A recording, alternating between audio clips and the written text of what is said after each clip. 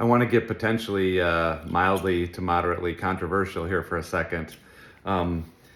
This hybrid work environment is a part of reality right now, and as we get further and further away from the pandemic, businesses and bosses and organizations are really struggling with this work environment. And do we demand that people come back to work, or is the new world order, this hybrid worker environment, or people working mostly remote? And rightly or wrongly, I got to thinking about Bruce Almighty, this movie with Jim Carrey and Morgan Freeman. And in the movie, Jim Carrey's in love with Jennifer Aniston, and he prays for all the powers of God. And Morgan Freeman, who's God in the movie, grants Jim Carrey the powers that God has to answer prayers and so on and so forth. But the other thing that Morgan Freeman, playing God, reminds Jim Carrey is that God grants people free will.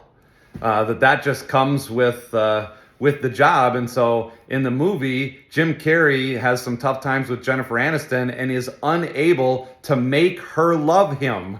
And I got to thinking about how freedom can build commitment, and how in a loving relationship, love requires its own freedom. And as we navigate this post-pandemic work environment, more freedom is going to be necessary whether we like it or not. And so as an individual craving that freedom, remember that there's got to be some accountability there, but ultimately that freedom is something that will give you life and make you more committed to the organization. And to my friends out there owning and running companies and leading people, let's not forget that, all of us either, is that to be good leaders, to build commitment, it's going to require us to probably offer and facilitate more freedom than we've ever had to facilitate in business before.